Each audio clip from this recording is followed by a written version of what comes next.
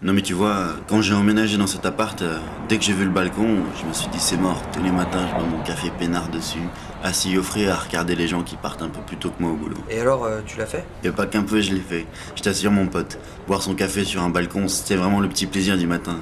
Avec le lever du soleil et tout, ça te met vraiment dans des bonnes conditions pour commencer ta journée. Mais mon vrai fantasme, tu vois, c'est de me lever tous les jours un peu plus tôt et d'aller boire un expresso dans le bar tabac d'à côté et de lire le journal avant d'aller bosser. Bah alors, pourquoi tu le fais pas? Ah, faut la motive quand même de mettre le réveil une demi-heure plus tôt. Mais je l'ai presque fait, du moins à moitié. C'était un dimanche matin, lendemain de cuite. Je sais pas ce qui m'a pris, mais je suis allé m'acheter le journal pour le lire avec un café bien chaud chez moi.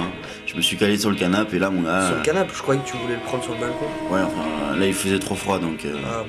Et donc attends, là je me mets à lire le journal, tu vois. Et là, mon gars, coup de théâtre. Premier article, je peux plus décoller.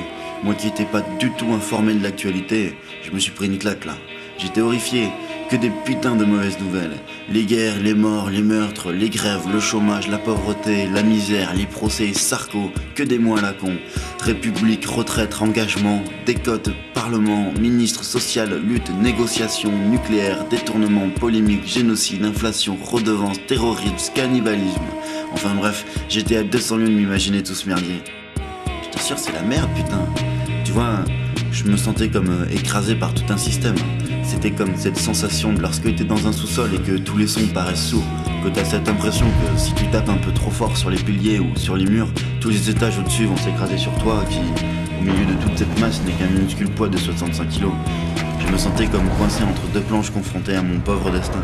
Tu vois, j'ai pris conscience que pendant tout ce temps, j'avais été dans mon petit monde pépère. Et alors je me suis dit, mais à quoi ça sert que des mecs comme nous, on étudie le quart de notre vie pour finalement atterrir dans ce monde? Alors tu vois, je me suis dit, c'est pas possible, il faut faire un truc, une action pour changer tout ça, tu vois. Mais je savais pas trop quoi faire, alors je suis sorti de chez moi vénère. Et alors, t'as fait quoi? Bah je savais pas trop, alors je me suis barré, je marchais dans la rue à la recherche d'un truc à faire, mais un truc bien, tu vois, qui pourrait changer les choses. Quand tu y penses, c'est incroyable, toutes ces inégalités qu'il y a dans le monde, c'est trop con quoi. Et alors, vas-y, raconte, qu'est-ce que t'as fait? Bah à force de marcher,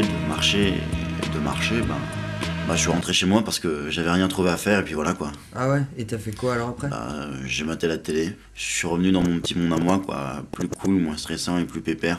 Les gonzesses, les potes, la télé, la musique, le cinéma tarif étudiant, le shopping, la mob, Fun Radio, le McDo, les kebabs mayo ketchup, le pastis et les dimanches matins où j'ai des idées à la con comme celle-là.